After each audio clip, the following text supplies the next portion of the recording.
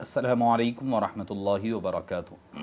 الحمد للہ رب العالمین والصلاة والسلام علی اشرف الانبیاء والمرسلین وعلی آلہ واصحابہ اجمعین وعلی من تبعہم باحسان اجمعین الی یوم الدین اما بعد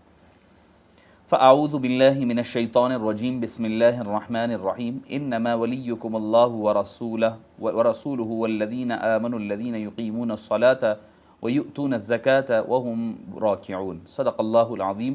وبلغنا وسندنا رسوله النبی الامین الکریم ونحن على ذلك لمن الشاہدین والشاکرین والحمد للہ رب العالمین۔ معزز سامعین کرام، شفیق بزرگوں اور عزیز ساتھیوں، آپ تمام حضرات کے خدمت اقدس میں آج کا دن یوم شہادت سیدنا علی المرتضیٰ کرم اللہ وجہہ الکریم کی شہادت مبارکہ کا عظیم تر سانحے کا دن ہے۔ اسی ضمن میں چند باتیں حضرت سیدنا امیر المؤمنین خلیفۃ رسول اللہ صلی اللہ علیہ وسلم خلیفۃ رسول اللہ صلی اللہ علیہ وسلم ورضی اللہ عنہم اجمعین کی چند آپ کی زندگی مبارک کے گوشے، آپ کے گوشے گزار کرنے کی سعادت حاصل کی جائے گی۔ علی المرتضیٰ کون؟ ابو الیتامہ والمساکین، اسد اللہ الغالب الکرار، اخی رسول اللہ، اذن اللہ الواعیہ، ازہد الزاہدین، اصل القدیم، امیر البررہ، امیر الجیوش، امیر المؤمنین، امیر النخل، امام الابرار، امام الاتقیاء، امام الاولیاء، امام الامہ، امام البررہ، امام الحق، امام خلق اللہ، امام الصالحین، امام المتقین، امام المخلصین، امام المؤمنین، امام الناصح، امین رسول اللہ صلی اللہ علیہ وسلم، انیس المؤمنین، اروع المبین، اول القوم اسلاما، اول من آمن باللہ، آمر بالمعروف والناہی عن المنکر، اشرف المکین، امیر البررہ، قاتل الفجرہ، قسیم الجنت والنار، صاحب اللواء، باب اللہ، باب رسول اللہ، علم رسول اللہ صلی اللہ علیہ وسلم، باب مدینۃ العلم، باب دار الحکمہ، بحر العلوم، برہان المنیر، بیضۃ البلد، جبل اللہ المتین، حجۃ اللہ الخالد، حلیف المحراب، حیدر کرار، خازن علم اللہ، خالصۃ الرسول، خیر البریہ، قاصف النعل، دابۃ الارض، ذکر رأیۃ الہدایہ، زوج البتول، زین الصدیقین، والد الحسنین الکریمین، سیدنا و سید سراج المنیر، سیف رسول اللہ، سیف اللہ و سیف رسول اللہ، سعید شاہد رسول اللہ، شجرۃ التقوی۔ معزز سامعین کرام، یہ چند القاب جو میں نے جمع کیے تھے، تقریباً میرے پاس میں نے 90 کے قریب القاب میں نے کچھ لکھے ہیں حضرت سیدنا علی المرتضیٰ رضی اللہ عنہ وارضاہ، اس میں سے چند آپ کے سامنے سنانے کی سعادت حاصل کی، جو کہ اہل سنت والجماعت کی کتب سے جمع کردہ، ایسا نہیں کہ بھئی کوئی اور ہے جس کی وجہ سے کسی اور کے پاس سے اہل تشیع یا اہل روافظ کے پاس سے لی ہوئی بات نہیں ہے۔ کون علی مرتضیٰ؟ مدت دراز تک آغوش رسول اللہ صلی اللہ علیہ وسلم میں پرورش پانے والے، نبی پاک صلی اللہ علیہ وسلم کی دعوت پر سب سے پہلے ایمان لانے والے، حبیب پاک صلی اللہ علیہ وسلم کے پیچھے امامت میں سب سے پہلے نماز ادا فرمانے والے، اور خوفناک اور سخت ترین حالات میں ہر وقت حبیب پاک پر جان نثار کرنے کے لیے تیار رہنے والے، ہجرت کی شب بستر رسول اکرم صلی اللہ علیہ وسلم پر آرام فرمانے والے، معزز سامعین کرام، جن کو حبیب پاک جو فصاحت کے، بلاغت کے علم بردار، امام، علم و ادب کے شہسوار، حکمت و دانائی کے مخزن،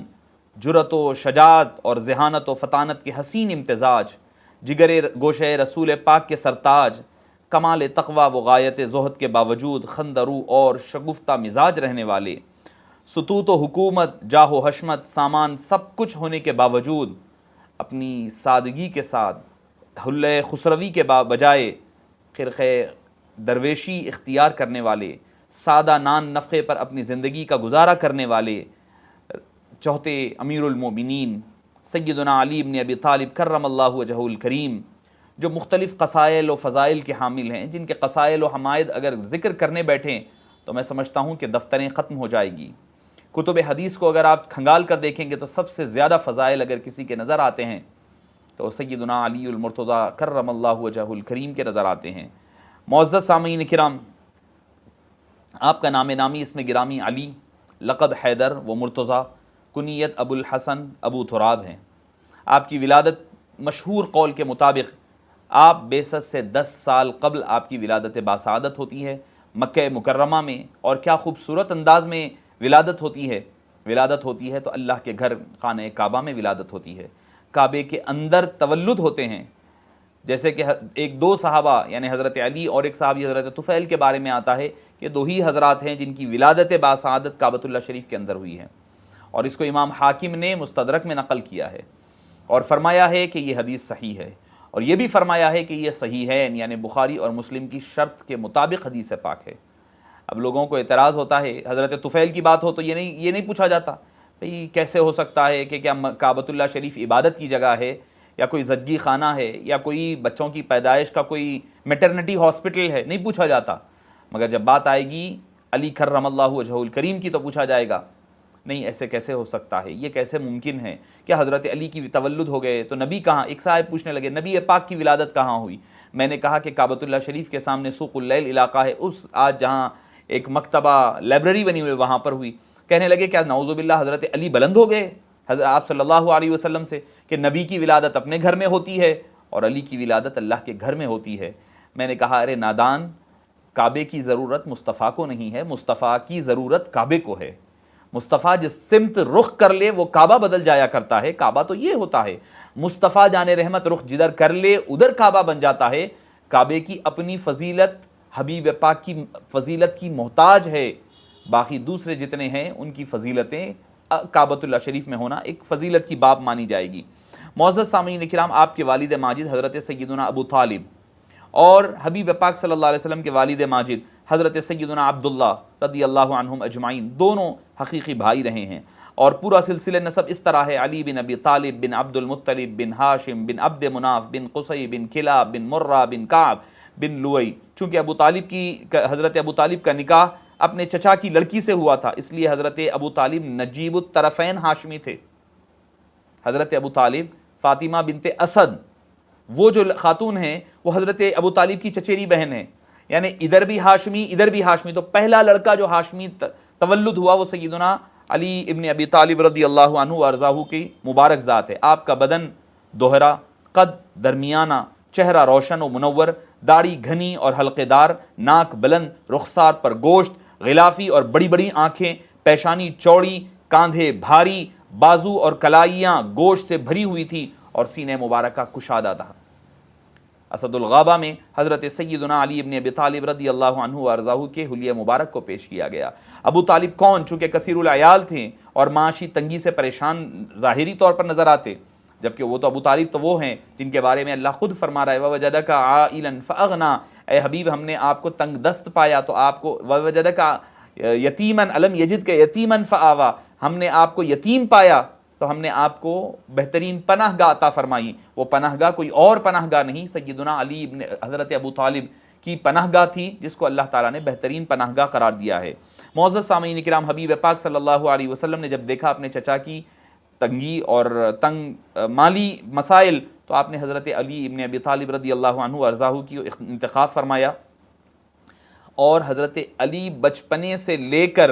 نکاح سے کچھ قبل تک حضرت بی فاطمہ کے حبیب پاک کے دولت قدے پر رہے ہیں۔ کم و بیش 20 سال سے زائد عرصہ حضرت مولا مشکل کشا رضی اللہ عنہ ارضاہ نے حبیب داور صلی اللہ علیہ وسلم کے دولت قدے پر آپ کے گھر میں اپنی زندگی کے ان ایام کو آپ نے گزارا ہے۔ قربان جائیے معزز سامعین کرام، حضرت علی سرور کائنات صلی اللہ علیہ وسلم کی میت صادقہ میں آپ کی بچپنے سے دن گزرنے لگے، دن رات گزر رہے ہیں، مشوروں کی مجلسوں میں، تعلیم و ارشاد کے مجموعوں میں، کفار و مشرکین کے مباحثوں میں، معبود حقیقی کی یادوں میں، تنہائیوں میں، مجلسوں میں، خلوتوں میں جلوتوں میں علی مرتضیٰ حبیب پاک صلی اللہ علیہ وسلم کے ہم رفیق ہیں، ہم رکاب نظر آتے ہیں۔ غرض یہ کہ ہر قسم کی صحبتوں میں شرکت کی سعادت سے بہرور ہونے لگے۔ خود مولا مشکل کشا کا بیان ہے کہ میں محسن کائنات کے پیچھے ایسے چلتا تھا جیسے کہ اونٹ کا بچہ اونٹ کے پیچھے پیچھے چلا کرتا ہے۔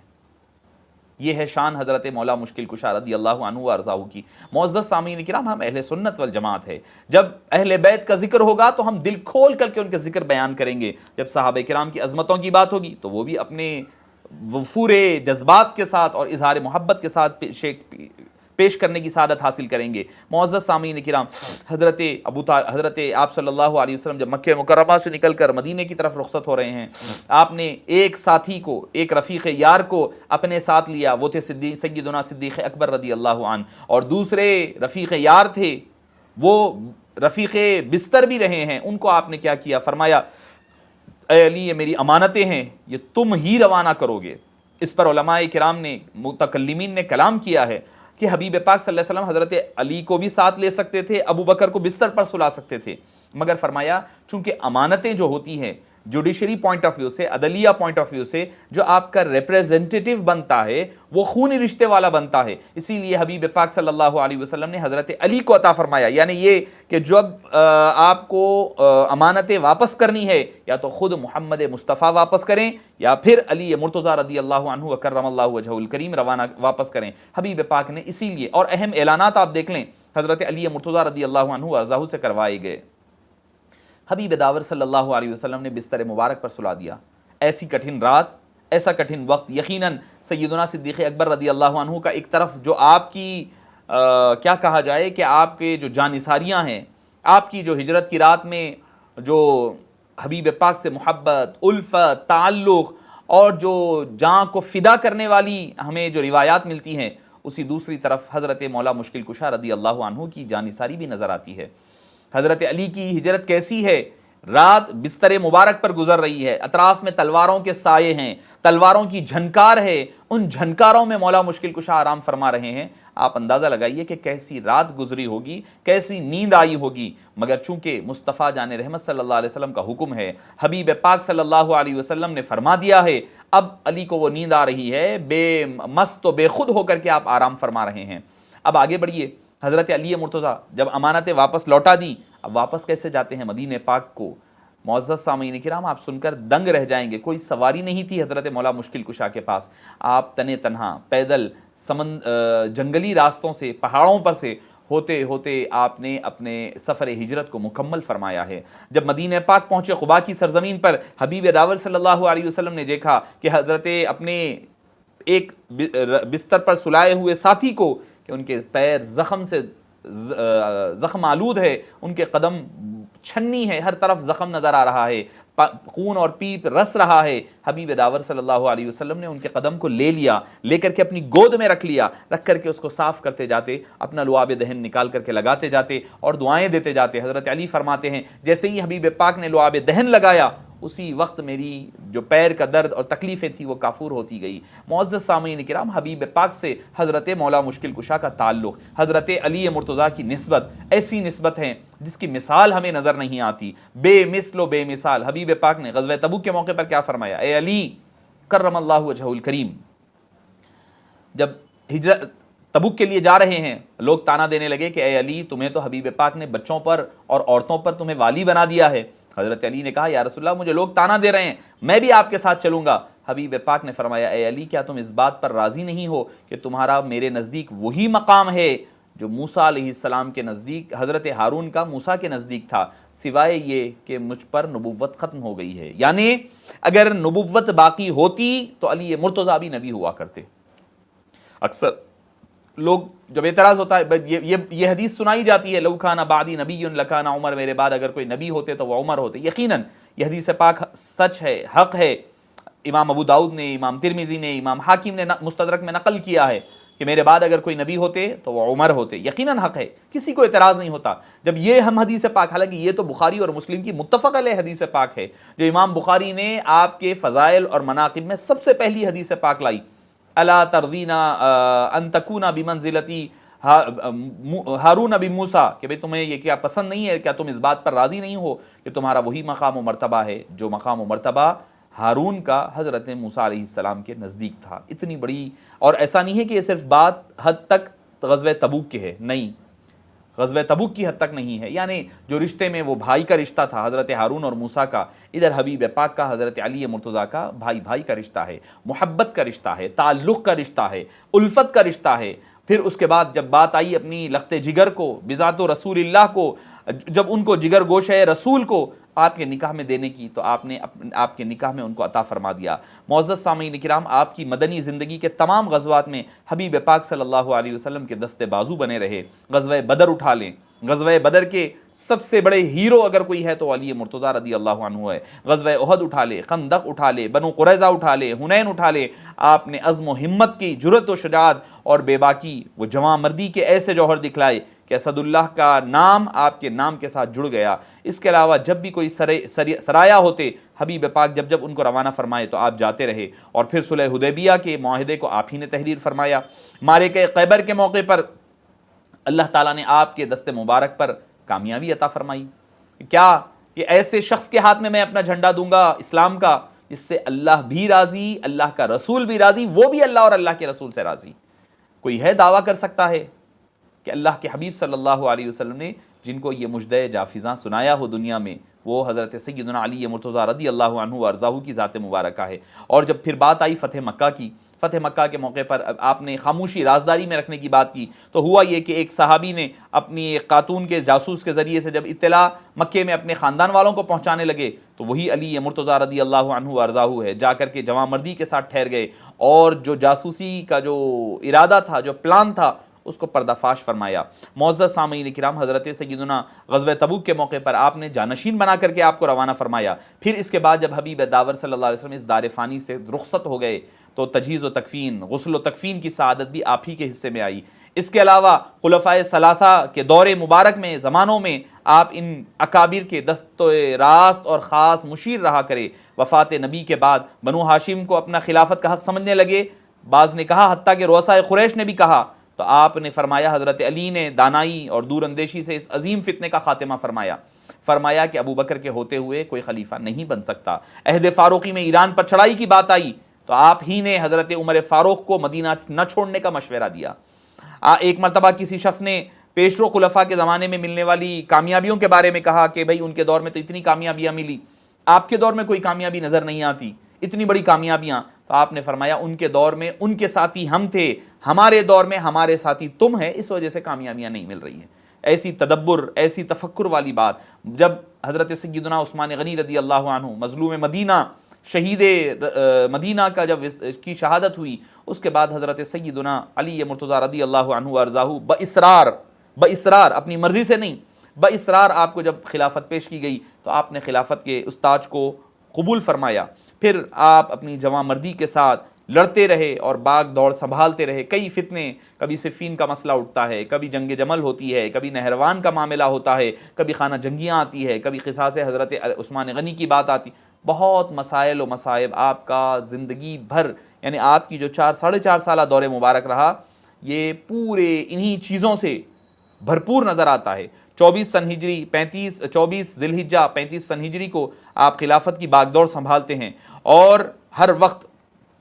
حضرت علی جس وقت آئے پر فتن دور ہے، ہر طرف افراتفری ہے، ایسے ماحول میں سنگین مسائل درپیش ہیں۔ ان پریشان حال ماحول کے باوجود بھی حضرت سیدنا علی مرتضیٰ رضی اللہ عنہ نے اصلاحات کا کام جاری کیا۔ آپ اپنے عاملوں کی نگرانی کیا کرتے، لوگوں کے ساتھ شفقت سے پیش آتے، بیت المال کے دروازے غریبوں کے لیے کھلا کرتے، ان میں جو رقم آتی آپ ضرورت مندوں میں تقسیم فرما دیتے۔ آپ خود بہت تجربے کار جنگ آزما تھے، جنگی معاملات کو اچھی طرح سمجھتے، مگر چونکہ خلیفہ بن چکے ہیں اب اس کے باوجود لوگوں سے مشورہ کرتے۔ ایک مرتبہ آپ کے بھائی حضرت عقیل آئیں، اپنے سگے بھائی ہیں، آ کر کے اپنے بچوں کو لے کر آئے اور عرض کرنے لگے کہ اے میرے بھائی امیر المومنین، میرے پاس کثیر العیال ہے، لہٰذا مجھے کچھ وظیفہ بڑھایا جائے۔ آپ نے یہ نہیں دیکھا کہ میرا سگا بھائی ہے، اس کو وظیفہ بڑھایا جائے، اس کی ضرورتوں کو پورا کیا جائے؟ آپ نے منع فرما دیا۔ آپ نے فرمایا کہ نہیں، یہ میرا مال نہیں ہے، یہ میرا مال نہیں ہے، یہ مسلمانوں کا مال ہے، اب میں اس میں اپنی طرف سے کوئی تصرف نہیں کروں گا۔ معزز سامعین کرام، آپ کی سیاسی خدمات، آپ نے اندرونی شورشوں اور خانہ جنگی کے باوجود اتنی فرصت آپ کو نہ ملی کہ وہ فتوحات کا سلسلہ جاری رکھ سکے، اس کے باوجود آپ نے بحری راستے سے 38 سن ہجری میں بعض مسلمانوں کو بلاد ہند کی طرف روانہ فرمایا، اور اس کے علاوہ حضرت فاروق اعظم رضی اللہ عنہ کے نقوش قدم پر چلتے رہے، اعمال کے محاسبے کا جو امام حضرت فاروق اعظم کا نظام تھا اس کو بحال کیا، رات کو شہروں میں گشت کرنے کا معمول بنایا۔ آپ سے پہلے جنگل سے کسی قسم کا مالی فائدہ نہیں لیا جاتا تھا، آپ نے جنگلات کو بھی محاصل ملکی کے ضمن میں داخل فرمایا، یعنی جو جنگلات کو استعمال کرے گا اس کا محاصل بھی دینا پڑے گا۔ اس کے علاوہ آپ نے مسلمانوں کی اخلاقی نگرانی کی سخت ترین نگرانی کی، کیونکہ امیر الاولیاء ہے، سید الاولیاء ہے، سلطان الاولیاء ہے، تو ان کی دلوں کی دنیا کو بھی بدلنے پر آپ نے توجہ فرمائی۔ حضرت علی کی شان میں حبیب پاک نے خود فرمایا تھا، اے علی تم وہ ہے، تمہاری مثال عیسیٰ علیہ السلام کی ہے کہ تمہاری محبت میں ایک گروہ غلو کرتے ہوئے گمراہ ہوگا تو ایک گروہ تمہاری مخالفت میں اور دشمنی میں آگے جا کر کے چلا جائے گا۔